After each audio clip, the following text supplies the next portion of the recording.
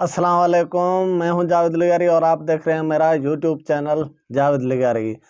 اذان سے پہلے یا اذان کے بعد میں درود شریف پڑھنا کیسا ہے؟ یہ علماء بتاتے ہیں، کچھ علماء بتا رہے ہیں کہ کچھ بولتے ہیں کہ اذان کے بعد پڑھا جائے اور کچھ بولتے ہیں کہ اذان کے بعد پڑھا جائے، مگر یہ کہیں بھی قرآن پاک میں نہیں لکھا، اس کا ٹائم ٹیبل یا کوئی اس کے بارے میں نہیں لکھا گیا۔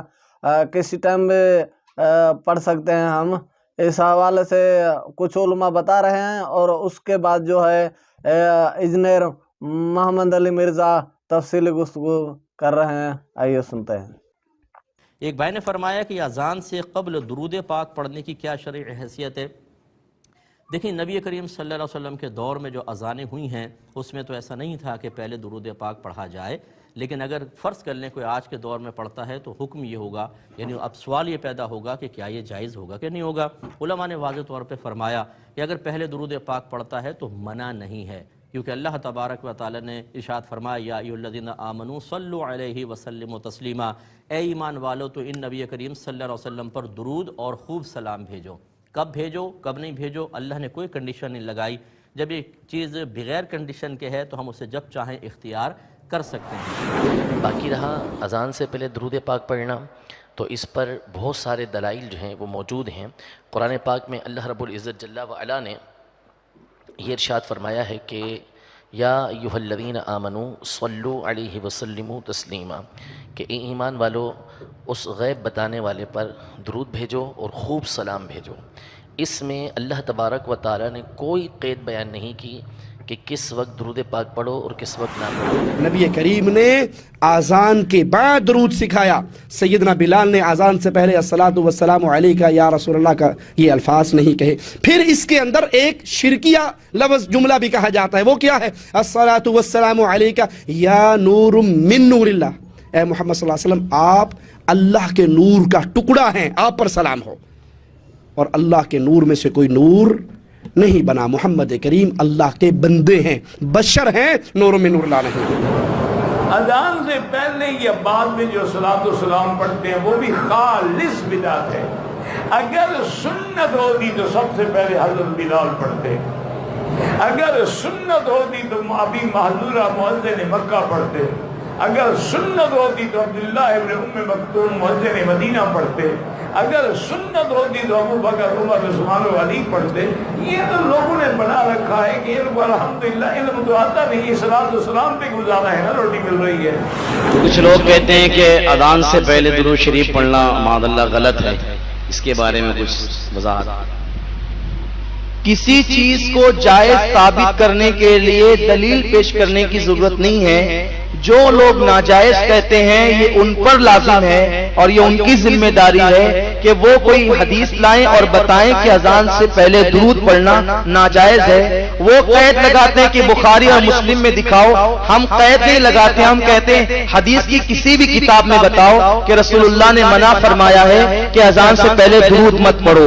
اور وہ کہتے ہیں کہ حدیث صحیح لاؤ، ہم کہتے ہیں ضعیف حدیث بھی لاؤ گے تو بھی ہم مان لیں گے کہ حضور نے فرمایا ہے کہ اذان سے پہلے درود نہیں پڑھو۔ نہیں لا سکیں گے، نہیں لا سکیں گے اور یقیناً نہیں لا سکیں گے۔ اذان سے پہلے اور اذان کے بعد درود شریف پڑھنا کیا سنت مبارکہ سے یا صحیح الاسناد حدیث سے ثابت ہے؟ اگر نہیں تو منع کہاں، یہ بتائیں۔ دیکھو چوبہ مار دیتا ہے۔ پہلے میں میٹھی سی بات کرتا ہوں کہ اذان کے بعد تو درود شریف پڑھنا ثابت کیا حکم ہے؟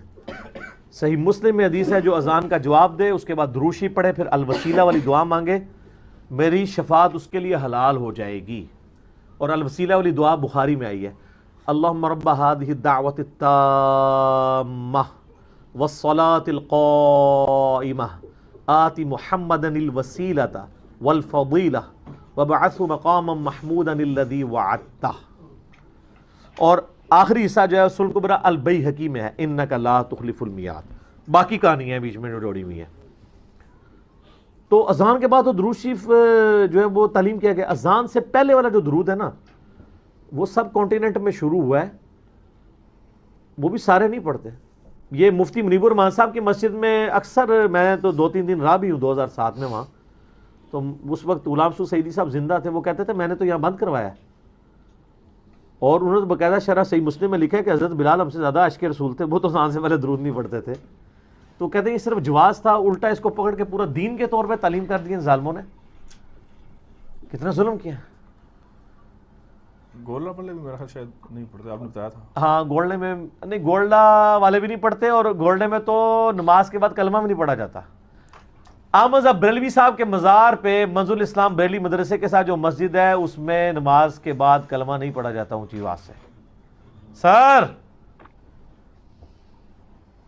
تو یہ آپ دیکھیں کس کس لیول کی چیزیں چل رہی ہیں. یعنی تمام فرقوں والے انہوں نے ڈیویشنز بہت زیادہ کی ہوئی ہیں، اپنے بابوں کو بھی چھوڑ گئے میں، سارے چھوڑ گئے میں. نہیں تو یہ جو کہانی یہ کرواتے ہیں کہ جی منع کدھر ہے، یہ ہاں منع تو اس کا ان کو سمجھایا ہوا ہے میں نے. ان سے پوچھیں کہ یہ جو نماز جنازہ ہے اس کی اذان منع کدھر ہے، تو وہ آپ کو کہیں گے جی وہ نبی علیہ السلام نے نہیں دی. اور جو زیادہ ہوشیار ہوں گے نا وہ کہتے ہیں جی بچہ جو پیدا ہوتا ہے نا وہ تو اذان ہو جاتی ہے نا. ہائے ہائے تو یہ نہیں لڑے گا. ٹھیک ہے، جس طرح حضرت ابراہیم کو وہ نمرود نے کہا تھا نا کہ میں بھی زندہ کرتا ہوں مارتا ہوں، اور 2 قیدی منگوائے ایک کو چھوڑ دیا، تو حضرت ابراہیم نے ویل لیفٹ کیا. پھر کہا کہ سورج مشرق تو کاٹ کے دس، نال ٹھوس ہو گیا. آتا ہے نا قرآن میں، اے ٹھوس کرنے سے ان کو ٹھیک ہے چھوڑ دو. عید کی اذان کہاں منع ہے؟ اب تو کچھ بھی نہیں ان کے پلے. اے وہی ہے کہ سورج مشرق تو کٹو، تو کہیں گے جی وہ نبی علیہ السلام نہیں دیتے تھے. ان کو کہ نہیں نہیں نہیں، آپ کی تو ڈیفینیشن یہ ہے کہ جو نیکی کا کام ہے وہ منع نہ ہو تو کر سکتے ہیں، منع نہیں تو کر سکتے ہیں. اور بخاری مسلم میں الفاظ ہیں جہاں اذان دی جائے شیطان کئی میل دور بھاگ جاتا ہے، اس کی ہوا خارج ہوتی ہے. تو جن لوگوں نے بیچاروں نے پڑھنی عید کی نماز ہوتی ہے تو وہاں تو کم از کم ایک اذان تو ہونی چاہیے. کم از کم جو سال بعد مسجد آتے ہیں ان سے تو شیطان دور ہو. اچھا میں اتنی دفعہ کہہ چکا ہوں کہ مجھے آگے ڈر بھی لگتا ہے کہ شروع ہی نہ کرا دے. جی میں آپ کو اس کی ایک اوریجنل بات بتاتا ہوں. یہ ڈاکٹر طاہر القادری صاحب آپ کو پتا ہے عالمی محفل میلاد کرواتے ہیں، مینار پاکستان کرواتے رہے جب تک وہ، اب تو وہاں نہیں کرواتے، ماڈل ٹاؤن میں کرواتے ہیں. تو ہر دفعہ ایک یعنی مقدمہ اٹھایا جاتا تھا، آپ کہتے ہیں یہ جناب تیسری عید ہے تو عید کی تو نماز ہوتی ہے، عید کی نماز ہوتی ہے تو آپ اس کی نماز شروع کروائیں، ہونا کراتی شروع تو ہڈی ایسی تیسی. انہوں نے یہ کیا کہ جب تہجد کا وقت آتا تھا نا تو وہ باقاعدہ پھر جماعت سے نوافل پڑھاتے تھے کہ آپ شکرانے کے نفل ادا کریں کہ نبی علیہ السلام دنیا میں تشریف لائے. تو ہمارے ایک بھائی کہتے ہیں یار اہل حدیث نے کہہ کے اگر نماز شروع کراتی ہے، نہ کہنے تو نہ شروع ہوتی. لیکن فائدہ ہوا اس کا کہ وہ نماز شروع ہونے سے کم از کم آپ لوگوں کو یہ بتا سکتے ہیں کہ یہ نماز ڈاکٹر طاہر القادری صاحب نے شروع کروائی ہے. بس اتنا ہی کافی ہوگا یہ بتانے کے لیے کہ اس کی دین میں کیا ورت ہے. یعنی آپ تو ہم کہتے ہیں نا صحابہ تابعین سے ثابت کریں، آپ کو یہ نہیں کہنا پڑے گا، آپ کہیں گے طاہر القادری سے پہلے کسی سے ہی ثابت کر دیں.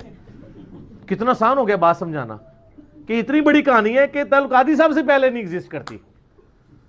ٹھیک ہے، یہ قبر پہ بھی اذان دیتے ہیں نا، وہ انگلی رکھ کے کہتے ہیں پڑھ بیٹا پڑھ، اور پھر کہتے ہیں سائڈ پہ ہو جاؤ فرشتے آنے لگے ہیں. تو آپ تو وہیں کھڑے ہیں، آپ کے ہوتے ہوئے یعنی آپ سے پردہ نہیں ہے فرشتوں کا، ان سے پردہ ہے. اور جب ان کا مذاق اڑایا جاتا ہے تو وہ پھر کہتے ہیں پرانے بزرگ بھی یہ لکھے گئے ان کا مذاق اڑائیں. تو یہ دوست تو ویسے صحیح لگاتے ہیں دیوبندیوں کو، ہمیں نہیں لگا سکتے. ہم کہتے ہیں انتم وآباؤکم فی ضلال مبین. ہم تو ابراہیمی ہیں، ابراہیم علیہ السلام کو بھی انہوں نے کہا کہ ہمارے بعد انہوں نے کہا انتم وآباؤکم فی ضلال مبین، تسی بھی تہاڈے سارے بزرگ گمراہ سن. تو بزرگوں کی عزت کروانی ہے تو بزرگوں کا نام نہ لیا کریں، ورنہ تو ظاہر ہماری مجبوری ہوگی. ایک طرف رسول اللہ ہیں، ایک طرف بزرگ ہیں، تو ہمارے تو ایمان یہی ہے کہ ہم ان کو چنیں گے. لہٰذا یہ ہمیں دھمکی نہ لگایا کریں کہ جی وہ بزرگ بھی غلط ہیں. ہم تو فوراً کہنا ہے کہ اصل غلطی ہوئی سن، اسی تو شروع ہی پچھو کرنے ہیں، پاویں زیدہ مسئلہ ہوئے پاویں کوئی اور مسئلہ، اسی کہنے پیچھے ٹرو. ٹھیک ہے، کیونکہ مسئلہ پھڑے ہی پیچھو جاتا ہے، اگے والے تو بیچارے اس طرح نہیں ہوتے. تو یقیناً آپ نے ویڈیو پوری دیکھی ہوگی. ویڈیو پوری دیکھی ہو تو ویڈیو اچھی لگی ہو تو میرے چینل کو سبسکرائب کریں اور بیل آئکن پر کلک کریں، جیسے کہ آپ کو ہر آنے والی ویڈیو جو ہے آپ بر وقت پہنچ سکے.